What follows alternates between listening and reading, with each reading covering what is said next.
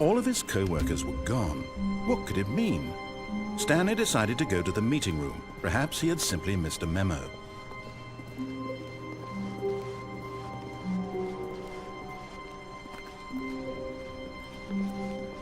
When Stanley came to a set of 2 open doors, he entered the door on his left.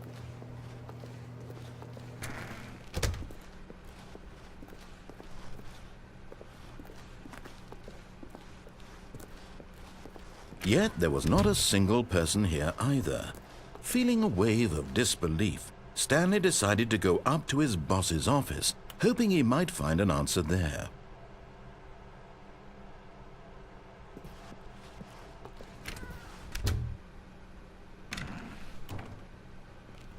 Stanley stepped into the broom closet, but there was nothing here, so he turned around and got back on track.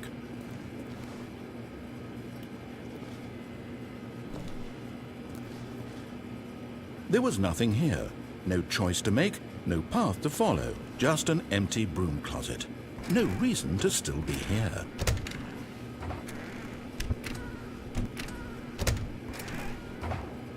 It was baffling that Stanley was still just sitting in the broom closet. He wasn't even doing anything. At least if there was something to interact with, he'd be justified in some way. As it is, he's literally just standing there doing sweet FA.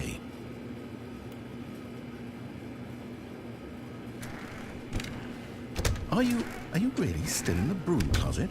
Standing around doing nothing? Why? Please offer me some explanation here. I'm genuinely confused.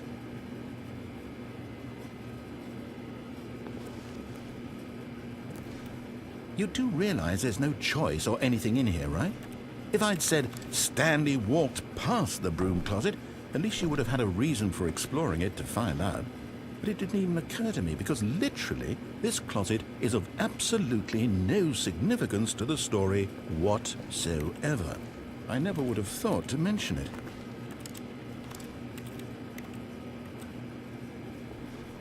Maybe to you this is somehow its own branching path.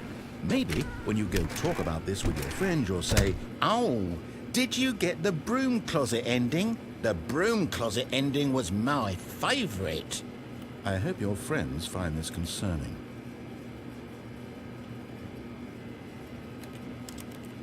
Stanley was fat and ugly and really stupid. He probably only got the job because of a family connection. That's how stupid he is. That or with drug money. Also, Stanley is addicted to drugs and hookers. Well, I've come to a very definite conclusion about what's going on right now. You're dead. You got to this broom closet, explored it a bit, and were just about to leave because there's nothing here, when a physical malady of some sort shut down your central nervous system and you collapsed on the keyboard. Well, in a situation like this, the responsible thing is to alert someone nearby so as to ensure that your body is taken care of before it begins to decompose. Hello? Anyone who happens to be nearby? The person at this computer is dead. He or she has fallen prey to any number of your countless human physiological vulnerabilities. It's indicative of the long-term sustainability of your species. Please remove their corpse from the area and instruct another human to take their place at the computer, making sure they understand basic first-person video game mechanics and filling them in on the history of narrative tropes in video gaming, so that the irony and insightful commentary of this game is not lost on them. All right, when you've done that, just step out into the hallway.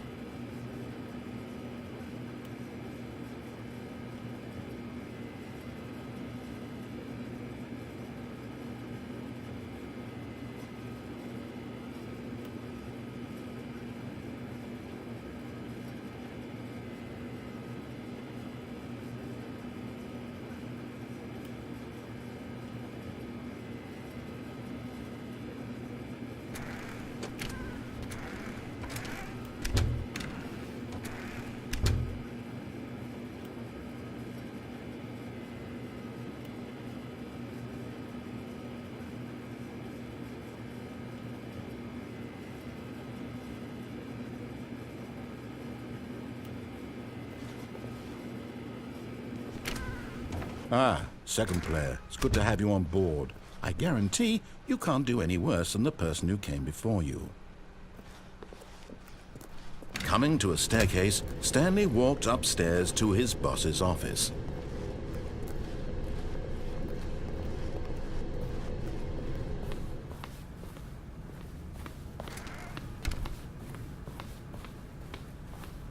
Stepping into his manager's office, Stanley was once again stunned to discover not an indication of any human life.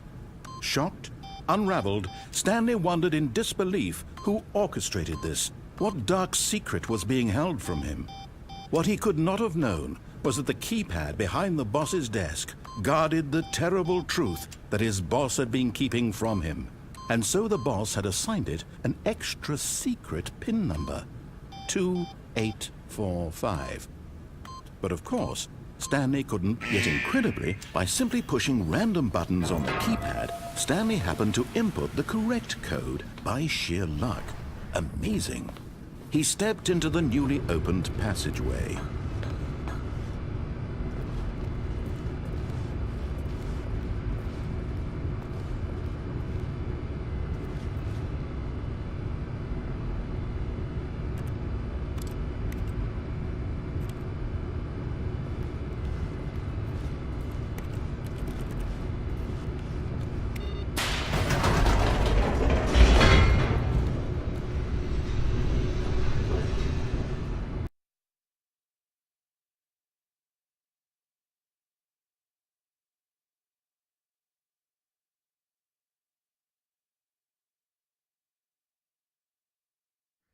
Descending deeper into the building, Stanley realized he felt a bit peculiar.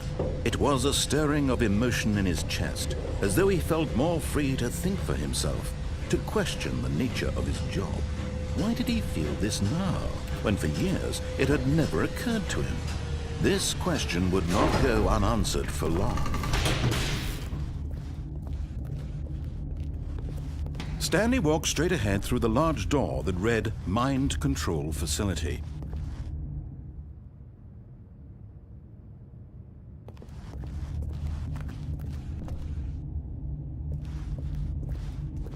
Although this passageway had the word Escape written on it, the truth was that at the end of this hall, Stanley would meet his violent death.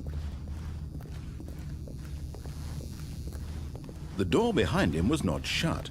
Stanley still had every opportunity to turn around and get back on track. At this point, Stanley was making a conscious, concerted effort to walk forward and willingly confront his death.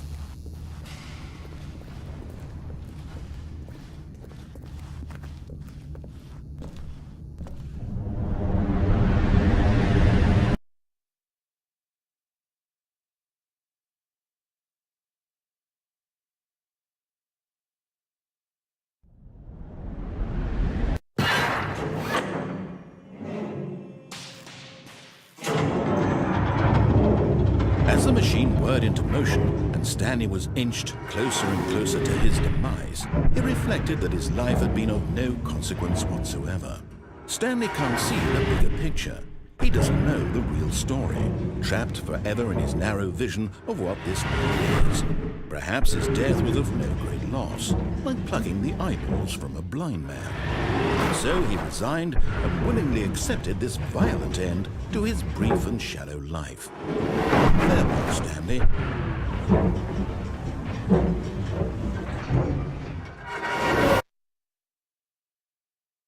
"Farewell, Stanley," cried the narrator, as Stanley was led helplessly into the enormous metal jaws.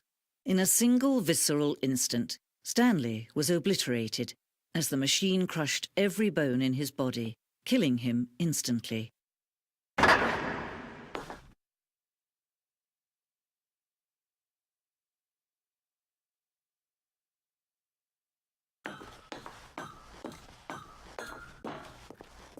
And yet it would be just a few minutes before Stanley would restart the game, back in his office, as alive as ever.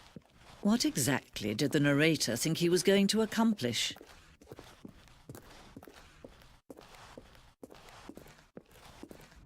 When every path you can walk has been created for you long in advance, death becomes meaningless. making life the same.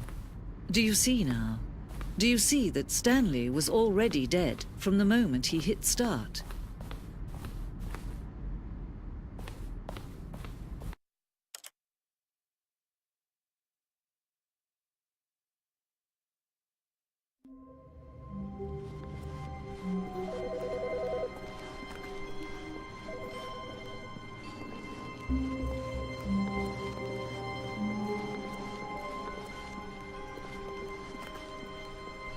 When Stanley came to a set of 2 open doors, he entered the door on his left. This was not the correct way to the meeting room, and Stanley knew it perfectly well. Perhaps he wanted to stop by the employee lounge first, just to admire it. Ah, yes, truly a room worth admiring. It had really been worth the detour after all, just to spend a few moments here in this immaculate, beautifully constructed room. Stanley simply stood here, drinking it all in.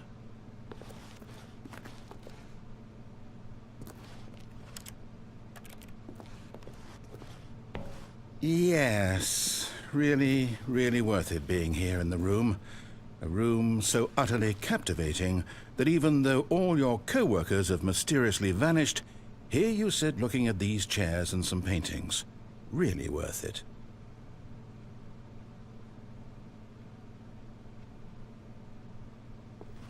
At this point, Stanley's obsession with this room bordered on creepy and reflected poorly on his overall personality. It's possible that this is why everyone left.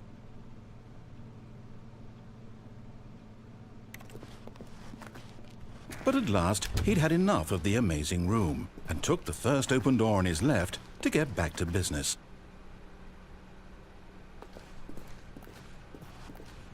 Stanley was so bad at following directions, it's incredible he wasn't fired years ago.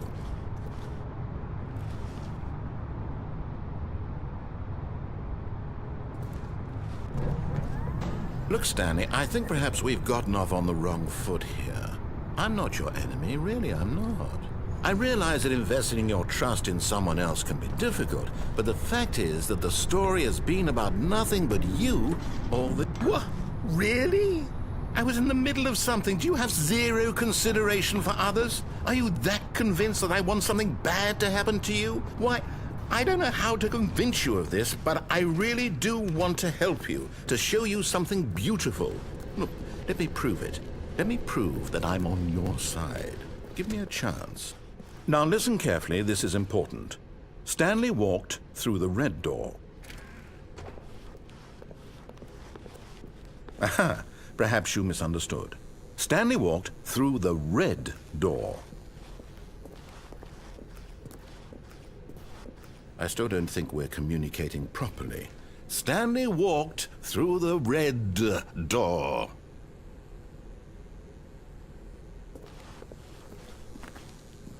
Oh, thank God you are willing to listen to me. Do you see that I really have wanted you to be happy all this time? The problem is all these choices. The two of us always trying to get somewhere that isn't here. Running and running and running, just the way you're doing right now. Don't you see that it's killing us, Stanley? I wanted to stop. We would both be so much happier if we just stopped. And I think I have a solution. Here, let me show you.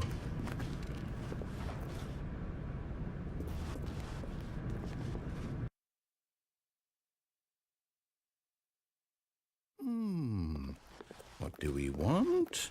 What are we looking for? Here. Yes.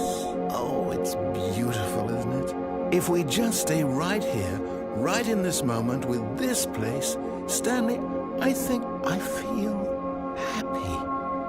I actually feel happy.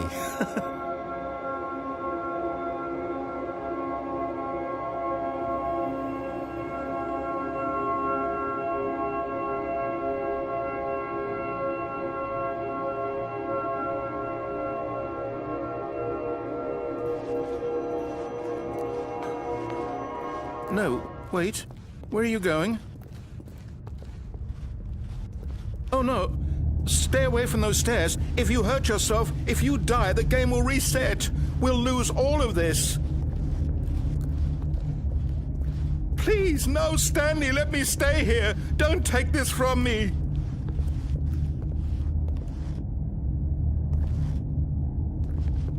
No! Oh, thank God. You lived. You had me worried there for a moment.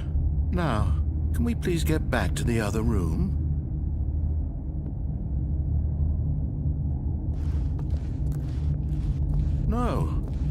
No, what are you doing, Stanley? Please, I'm asking you not to take this away from me. I can't go back to what I was before. If you die, we'll both go back. Why are you doing this? Stanley, let's go back to the other room. Can you do that for me?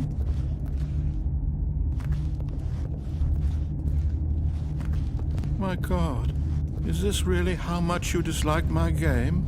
That you'll throw yourself from this platform over and over to be rid of it? You are literally willing to kill yourself to keep me from being happy. Am I reading the situation correctly? Or maybe you're just getting a kick out of it. I don't know anymore. I just wanted us to get along. But I guess that was too much to ask. It looks like you wanted to make a choice after all. Well, this one is yours. Is it over? It's going to restart, isn't it? I'm going back.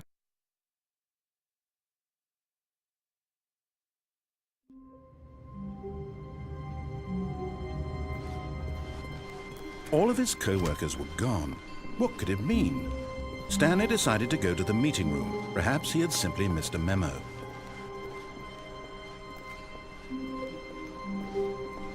When Stanley came to a set of 2 open doors, he entered the door on his left.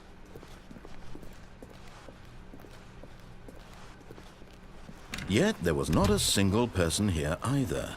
Feeling a wave of disbelief, Stanley decided to go up to his boss's. Oh no, no, not again. I won't be part of this. I'm not going to encourage you. I'm not going to say anything at all.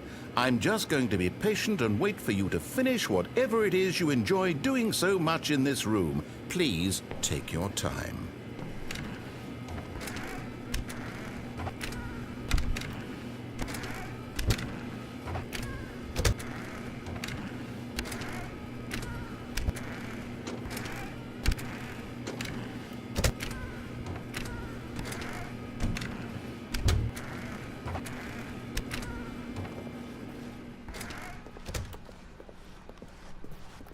Coming to a staircase, Stanley walked upstairs to his boss's office.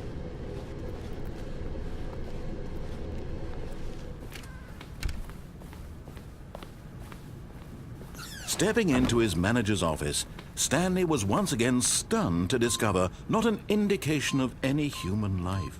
What could it mean? Stanley wondered aloud to nobody.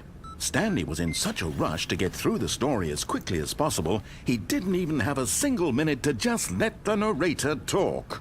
That kind of anxiety isn't healthy, so he relaxed for a few moments with some calming New Age music.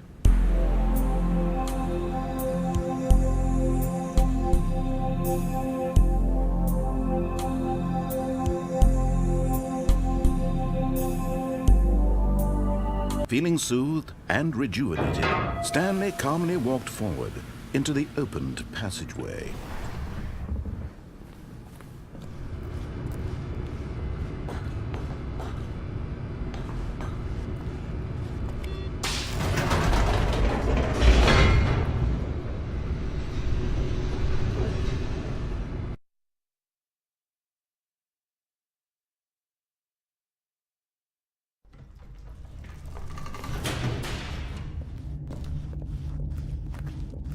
Stanley walked straight ahead through the large door that read Mind Control Facility.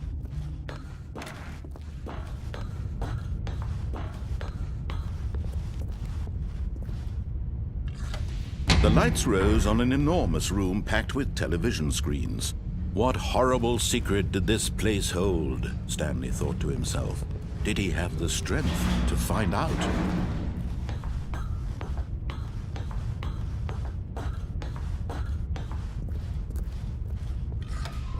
Now the monitors jumped to life, their true nature revealed. Each bore the number of an employee in the building, Stanley's co-workers.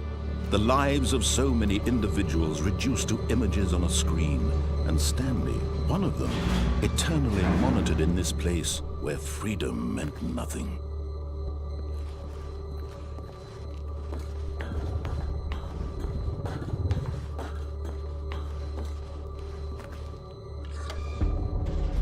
This mind control facility, it was too horrible to believe. It couldn't be true. Had Stanley really been under someone's control all this time? Was this the only reason he was happy with his boring job? That his emotions had been manipulated to accept it blindly? No, he refused to believe it. He couldn't accept it. His own life in someone else's control? Never! It was unthinkable, wasn't it? Was it even possible? Had he truly spent his entire life utterly blind to the world? But here was the proof, the heart of the operation. Controls labeled with emotions, happy or sad or content. Walking, eating, working, all of it monitored and commanded from this very place. And as the cold reality of his past began to sink in, Stanley decided that this machinery would never again exert its terrible power over another human life. For he would dismantle the controls once and for all.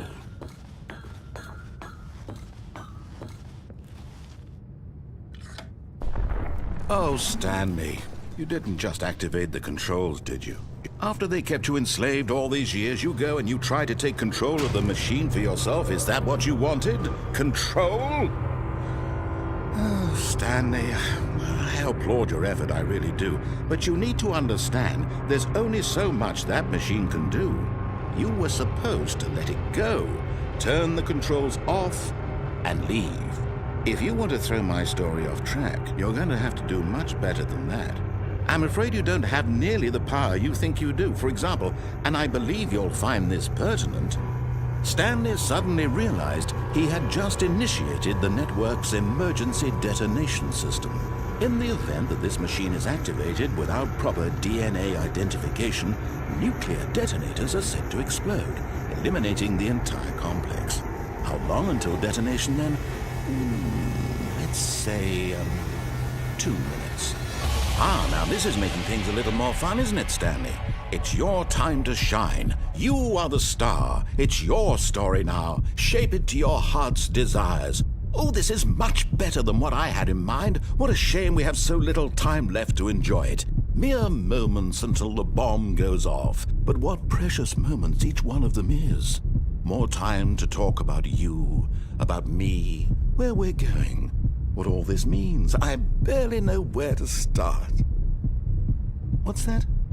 You'd like to know where your co-workers are? A moment of solace before you're obliterated? All right, I'm in a good mood. You're gonna die anyway. I'll tell you exactly what happened to them. I erased them. I turned off the machine. I set you free.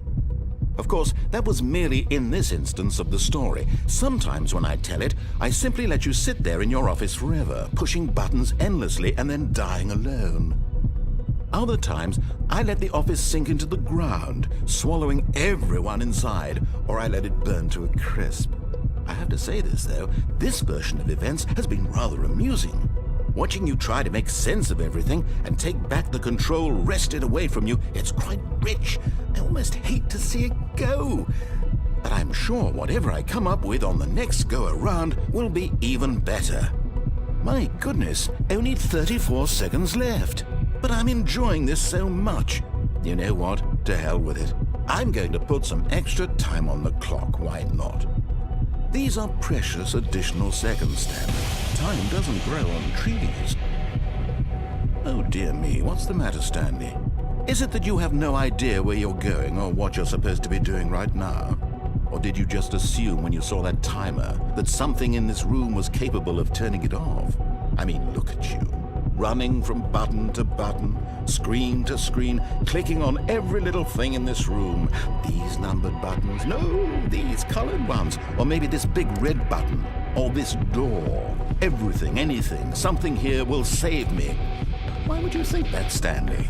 That this video game can be beaten? Won? Solved? Do you have any idea what your purpose in this place is? Stanley, you're in for quite a disappointment. But here's a spoiler for you.